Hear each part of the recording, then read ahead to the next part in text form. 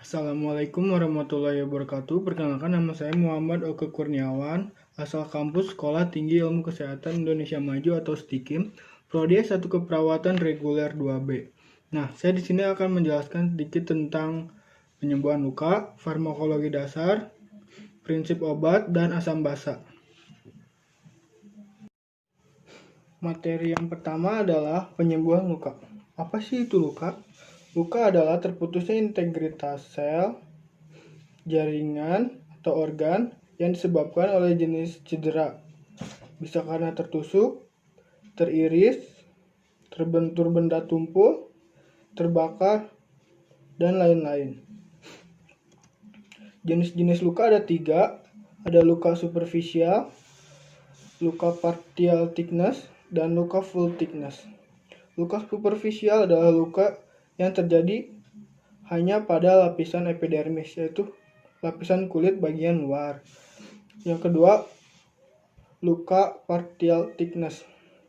Luka dengan kondisi hilangnya jaringan kulit pada lapisan epidermis dan lapisan dermis bagian atas.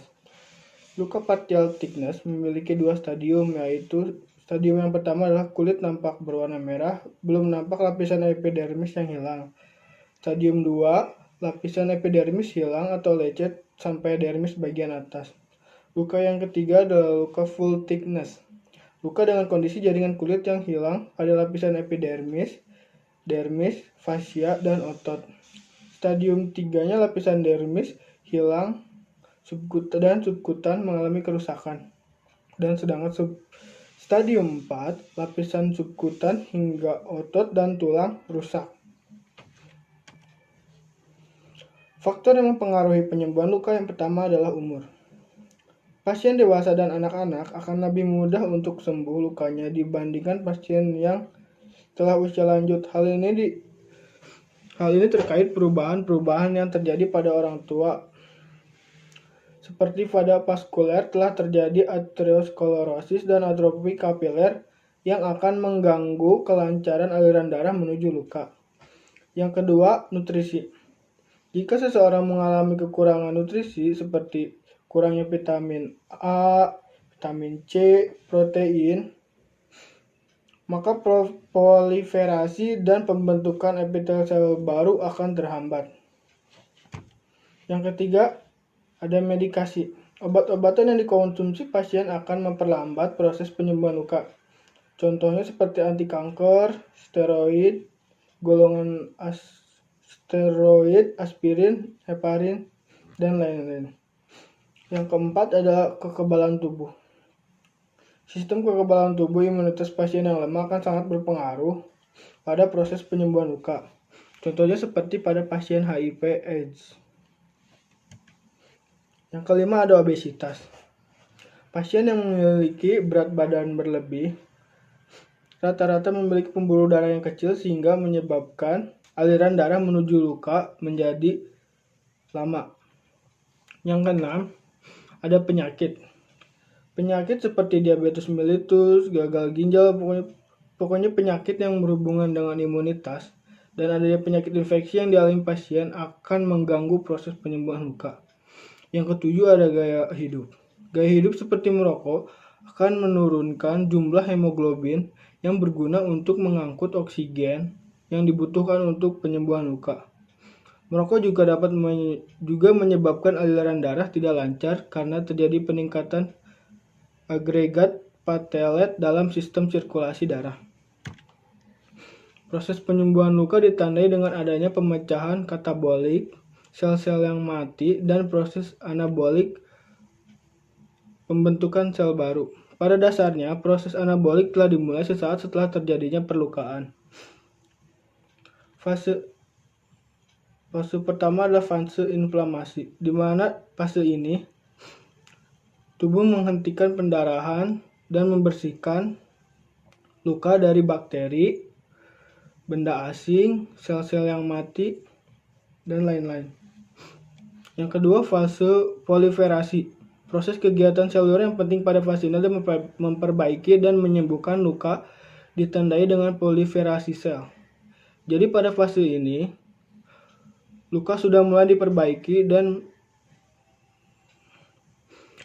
dan sudah mulai disembuhkan.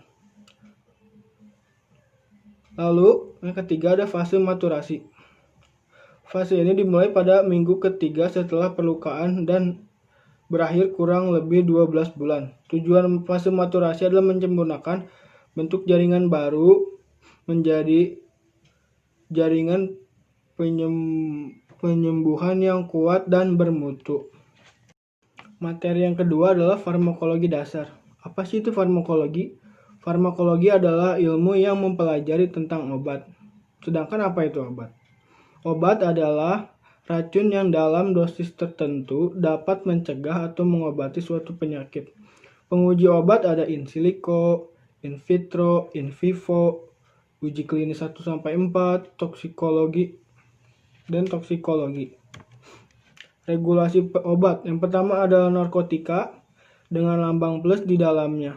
Obat ini sangat diawasi peredarannya oleh dokter dan harus dengan resep dokter asli jika ingin mendapatkan obat ini. Lalu yang kedua ada obat keras dengan warna merah dengan lambang K di dalamnya. Obat ini tidak bebas diperjualbelikan dan harus menggunakan resep dokter. Yang ketiga adalah obat bebas terbatas. Obat ini termasuk obat keras namun tidak memerlukan resep dokter. Lambangnya biru dengan lingkaran hitam di luarnya. Lalu yang keempat ada obat bebas dengan warna hijau di dalamnya dan lingkaran hitam di luarnya. Obat bebas ini dapat kita beli dan konsumsi dengan bebas. Lalu obat ada jamu dengan lambang ranting di dalamnya. Obat jamu ini dia dapat dari alami dan diolah secara tradisional. Lalu obat herbal terstandar dengan lambang bintang 3 di dalamnya. Obat herbal terstandar ini diolah dengan teknologi yang canggih dan higienis,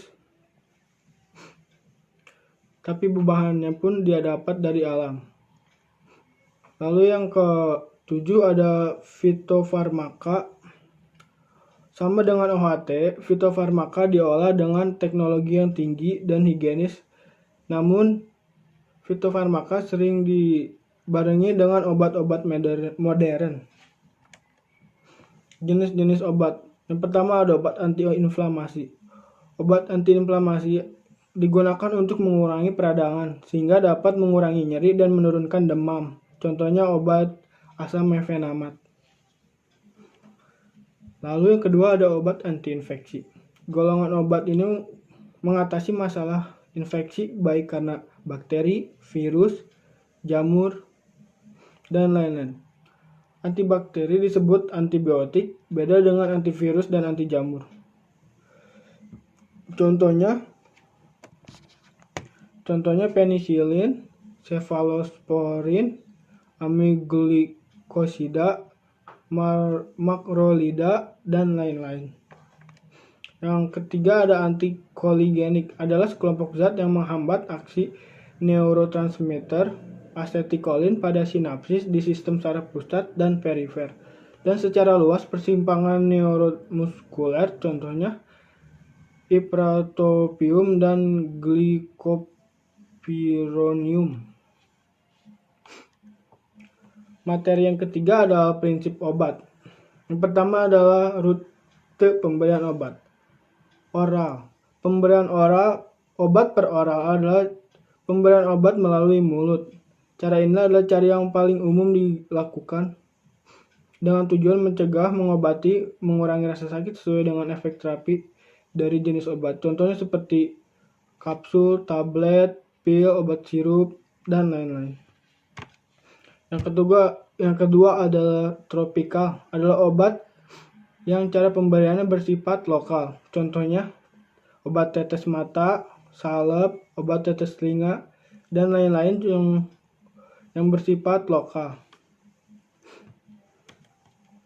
Yang ketiga adalah rektal, yaitu pemberian obat melalui anus.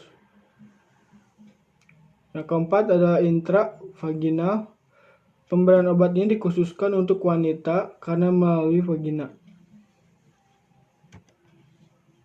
Yang kelima adalah inhalasi. Terapi ini adalah pemberian obat ke dalam saluran nafas dengan cara inhalasi. Contohnya seperti melakukan nebulizer ataupun pada pasien-pasien asma.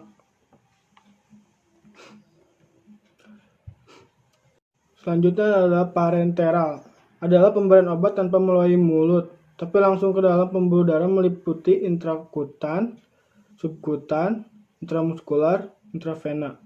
Keuntungannya adalah obat ini cepat bereaksi, tapi kelemahannya adalah ada rasa nyeri pada saat dimasukkan obat. Yang pertama adalah intrakutan, adalah pemberian obat ke dalam lapisan kulit bawah epidermis yang bertujuan untuk melakukan skin test atau melihat reaksi atau alergi terhadap suatu obat. Intrakutan bisa juga digunakan untuk mendiagnosa suatu penyakit tertentu. Contohnya seperti tuberkulin test. Penyuntikan intrakutan adalah 15-30 derajat. Selanjutnya adalah subkutan. Adalah pemberian obat melalui suntikan ke arah bawah kulit, yaitu pada bagian lemak yang tujuannya untuk masukkan obat ke dalam lemak. Contohnya pada pasien yang akan disuntik insulin. Sudut penyuntikannya adalah 45 derajat. Lalu selanjutnya ada intramuskular.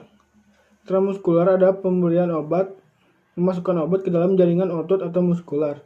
Dengan sudut penyuntikannya 90 derajat, lokasinya bisa di lengan bagian atas, deltoid, paha bagian atas, vastus lateralis, ataupun vastus lateralis, dan lain-lain. Selanjutnya adalah intravena. Intravena adalah memasukkan obat langsung ke dalam pembuluh darah. Sudut penyuntikannya 45 derajat, lokasinya bisa di bagian lengan, vena median cubiti, lalu di bagian tungkai, vena subvenosus, di bagian leher, vena jugularis, dan di bagian kepala ada vena frontalis dan vena frontalis atau temporalis khusus pada anak-anak. Lalu prinsip pemberian obat ada benar pasien, benar obat, benar dosis, benar rute, benar waktu, benar dokumentasi. Yang pertama benar pasien, kita harus memeriksa dulu apakah pasien ini benar atau tidak. Lalu benar obat, periksa kembali sebelum memberikan obat kepada pasien apakah obatnya benar atau tidak. Benar dosis, lalu benarkah dosisnya sesuai dengan kebutuhan si pasien. Lalu benar rute, apakah benar ini obatnya melalui oral atau parenteral atau rektal atau yang lain. Lalu benar waktu, pemberiannya ini pagi, siang, sore, malam, atau kapan. Lalu benar dokumentasi, setelah melakukan penyuntikan kita harus benar melakukan dokumentasi. Lalu materi yang keempat ada asam basa. Keasaman atau basa suatu larutan tergantung dari ion hidrogen di dalamnya. Peningkatan kadar ion hidrogen akan menurunkan pH sehingga larutan lebih asam. Penurunan kadar ion hidrogen akibat penambahan basa ke dalam plasma akan menambahkan pH ion hidrogen. Suatu cairan disebut asam bila mampu melepaskan atau menyumbangkan ion hidrogen. Faktor yang mempengaruhi asam basa adalah 1. Pemberian asam melalui makanan. 2. Penambahan secara endogen dari hasil metabolisme laktat. 3. Penambahan secara endogen yang tidak fisiologis, DM. 4. Perubahan asam basa oleh ginjal dan usus. 5. Pengeluaran asam karbonat oleh paru. Yang 7. Pembentukan asam dalam jumlah besar oleh sel-sel lambung. Macam-macam gangguan keseimbangan asam basa. Yang pertama ada asidosis respiratorik. Asidosis respiratorik peningkatan asam karbonat, hal ini berhubungan dengan peningkatan CO2 dalam plasma akibat berkurangnya ventilasi. Hipoventilasi menyebabkan CO2 terkumpul, menyebabkan kadar H2CO2 naik, menyebabkan kadar ion hidrogen naik, terjadilah asidosis respiratorik. Yang kedua ada alkalosis respiratorik, dapat terjadi pada keadaan hiperventilasi emosional, ensefalitis, keracunan salisilat, gangguan pusat pernafasan. Alkalosis respiratorik berat dapat terjadi pada tetani serta aritma jantung. Pada keadaan ini, paru mengeluarkan CO2 dengan banyak untuk mengurangi kadar asam karbonat. Lalu ada asidosis metabolik. Defisit bikarbonat. Keadaan ini sering terjadi pada penderita DM tak terkontrol, anoksida jaringan sehingga terjadi penimbunan asam laktat, diare, dan gangguan fungsi ginjal. Lalu selanjutnya ada alkalosis metabolik. Hal ini terjadi bila asam kuat keluar dari dalam tubuh, misalnya pada keadaan muntah-muntah, banyak HCl yang keluar. Karena H dan Cl banyak keluar, natrium bebas akan mengikat HCO3 yang akan bertambah jumlah bila asam karbonat berkurang. Untuk mengurangi peningkatan kadar bikarbonat, pernapasan akan ditekan sehingga asam bikarbonat ditahan sedangkan bikarbonat Na+ dan K+ dikeluarkan. Sekian dari saya, kurang lebihnya mohon dimaafkan. Wabillahi taufiq walhidayah. Wassalamualaikum warahmatullahi wabarakatuh.